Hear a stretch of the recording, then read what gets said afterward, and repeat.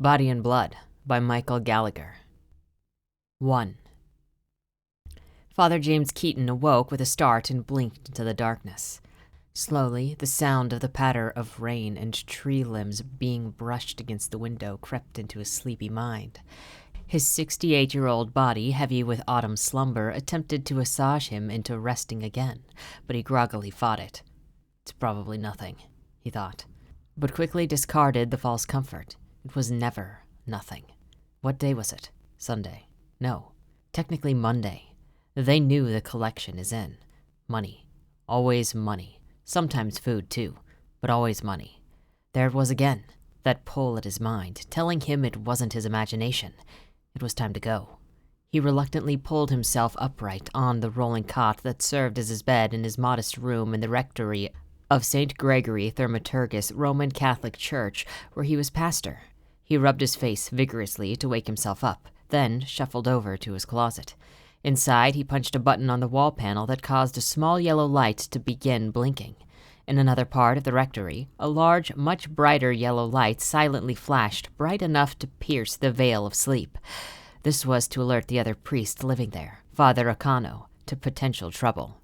Keenan put on his glasses, the thin silver frames matching his hair, shrugged on his Kevlar-threaded blazer, but comically kept on his jogging shorts and slippers. As his mind cleared, he reached up to the top shelf of his closet and untangled a battered but functional sawed-off scatterbolt pulse rifle from its charger. It had been modified to only fire stun bolts in a wide, short-ranged spread, simultaneously alleviating him of the burden of killing someone and the need for accuracy. He slung the piece into his blazer and exhaled slowly. Closing his eyes, he pressed his mind outward and felt more than saw the presence of 3 others somewhere in the sanctuary. A moment longer, and he knew that they were slowly making their way through the pews, searching. Well, Keenan muttered to no one in particular in a baritone voice that didn't seem to match his slight frame. Better not keep him waiting. Acano Nuoso was 6'3", 240 pounds of solid muscle and the color of dark English oak. Considerably younger at 30, he shot up once he became aware of the flashing light. His quarters, a small combination of a bedroom and an office identical to Father James's, was tactically set up on the opposite side of the building to allow for flanking. He sighed and mentally noted that this was the 3rd time this month he was awoken by that damned light. Dressing quickly in jeans and a t-shirt bearing the name of the Crusaders, the athletic team of the school associated with the church, he reached under his bed and pulled out his heavy metal footlocker that dragged along the worn floorboards with a dull scrape. Opening it, he took out a heavy blaster pistol and a hot stick, a 2-foot weighted club rigged with various implements of what he euphemistically termed corporal modifications. Having considerably less charity in his heart for intruders, he flicked the firing mode on his pistol over to lethal, causing the device to emit a brief whine as its power nodules maxed out. The lights on the refurbished gun flickered, and Acano had to smack it several times to get it to maintain its charge. He had been trying to persuade Keenan to put a little more money into some decent firearms. A gun purchased from the back room of a souvenir shop was the last thing you wanted when your life was on the line. But that was a conversation for another time. He hooked the hot stick onto his belt loop, headed for the door, and brought his blaster up, then cleared the hallway. Keenan stopped just before rounding the corner to the sanctuary area before the main altar and tabernacle. He could hear the voices, 3 males, young, but a ways back. He peered just enough to look across the church to see an unhappy Father Acano emerging from his hallway on the other side, pistol at low guard. Careful not to be seen, he got a look around the corner to see several dark-clothed figures standing in a semicircle, debating. One in a hooded sweatshirt, one in a cap and face covering made to look like a skeleton, and another smaller figure with his hood off, revealing a very similar mop of hair and pale skin. It was Stephen. "All right, you're in. I'm done. You're on your own. I don't know where they keep it," he said, panting. "Flesh, Stephen," the hooded one said in a gravelly hiss. "We wanted the flesh," said the other in a dull monotone, deeper, clearly older. "You said you'd get in. Keenan catches me. I'm in deep shit as it is," Stephen said, turning to leave. The tall, gravel-voiced one grabbed him, nearly lifting him off his feet. "Where is the flesh?" "I don't know. Get off." Stephen said, trying to jerk away. Keenan quickly shot a look to Okono, who nodded and readjusted his pistol to stun. Keenan cradled his rifle and flicked the light on over the altar, walking out. All three turned. "Confession is on Wednesday at 4, boys," came Keenan's deep, unimpressed voice. "There's no money, there's no food. Still time to walk out, though," he hissed. "We want the flesh," said the older, gravel-throated one, letting go of Stephen, who stood frozen. "Give us the flesh!" he screamed. The two slowly began approaching down the center aisle. Okono had been slowly creeping out, keeping to the shadows of the side aisle to flank. He caught Stephen's eyes, nodded for him to leave. The kid managed to break free of the fear holding him in place and bolted toward the back of the church. Keenan whipped his rifle up. "Any closer and I'll give you last rites," he lied. Most of the thieves and small-timers in the neighborhood who mistakenly marked the church as easy pickings ran out at the sight of a gun. But not this guy. Finally close enough to be seen at the edge of the light shed on the main altar, the old priest barely saw the horrid bloodshot eyes, green-yellow paler, and wide, upturned nostrils of his attacker as he growled and broke into a lightning-fast sprint.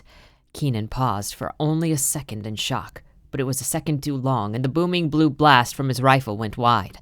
The thing was upon him, angrily grabbing at his coat lapels and heaving his elderly frame through the Paschal candle, snapping the tall stand in two. The massive, 2-foot-tall, glass-encased thing shattered against the ground. His body crashed into 2 chairs reserved for the diaconate. So much hurt at once that he didn't know what to worry about first. His gun didn't seem to be nearby. He let out a strangled, wheezing grunt and planted his hands on the floor, knowing if he didn't get up, he'd be dead. Okono, meanwhile, was having his own issues. As Keenan's attacker broke into a run, he switched back over to lethal firing mode and blazed 2 shots across the church, trying to stop him short. One seared the top of one of the wooden far side pews, the other blasting a missile into the cloud of burning pages. This, of course, got the attention of his partner, who turned to the direction of the laser fire and charged toward it rather than away. Not much time, Okono thought, but just enough. He drew in a breath and took aim at the punk's right leg. A searing red bolt blasted a hot, sizzling hole into the meat of his thigh. The church immediately filled with the acrid stink of charred bone and boiling blood. But it wasn't enough. It should have had him screaming on the ground, attempting to keep together whatever was left of his limb. There was no screaming, no clutching. He barely broke stride. Using the last step on his good left leg to lunge forward, Okono's brow furrowed in disbelief as he caught a pair of almost feral bloodshot eyes scowling from a hideously green face as he passed through the light. He quickly recovered and raised his pistol, pulling the trigger to no effect. Muttering a curse to his overheated power nodule, he tossed the gun aside and braced for impact. Stephen had run upstairs to the balcony area hanging over the main entrance where the organ was situated. He shook violently with fear and adrenaline, watching the carnage below, like a little bitch. "It's me. This is all because of me. They're here because of me," he thought, panicking, pleading with himself to do something. Jesus Christ, anything. A month ago, he was skipping school and drinking blackout, a combination of soda and pretty much anything else that you could get your hands on for the cheap buzz with friends under the overpass. His buddy Chalupa mentioned that someone in his housing complex was paying people money for stolen stuff from churches. Word got around, and he eventually got his hands on a price list. Turned out Chalupa's patron was a crazy woman who was regarded in the building with terror and reverence, who all of the abuelas called La Bruja Ciega, the blind witch. Before crossing themselves. What she looked like, who she was, and how she got money to pay for these things, along with what she did with them, varied depending on who you asked. All anyone did know was that the money was very real. The item at the very top of the list, fetching a cool grand, consecrated Eucharist wafers, like the ones the church kept in the tabernacle. He was an altar boy there, mostly because his mom made him do it. While she liked to say it was because she was concerned about his spiritual formation, Stephen knew that it had more to do with the fact that it was supposed to keep him from hanging out with guys like Chalupa, who did stupid shit like this.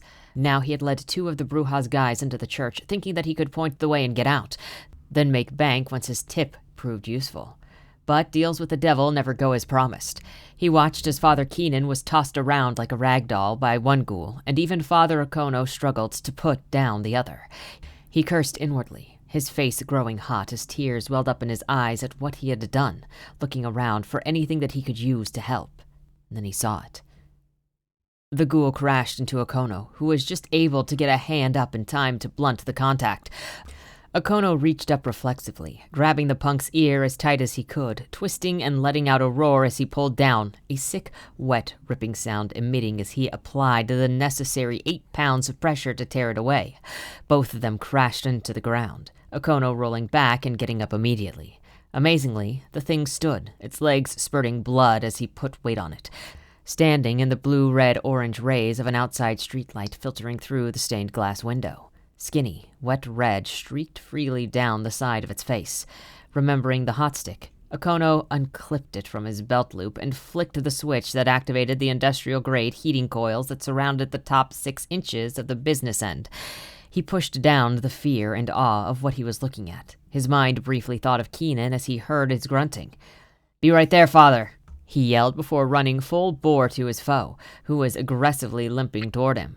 The motions, honed by hundreds of bouts in his youth in the fighting pits of Carrion Hill, were smooth and vengeful. He knew the mindful thing would swing wild and high, and so he ducked and swung the club low, shattering the damaged leg's kneecap, which only required 3 pounds of pressure to break. This caused the thing to spin as it lost balance and fell on its scattered leg.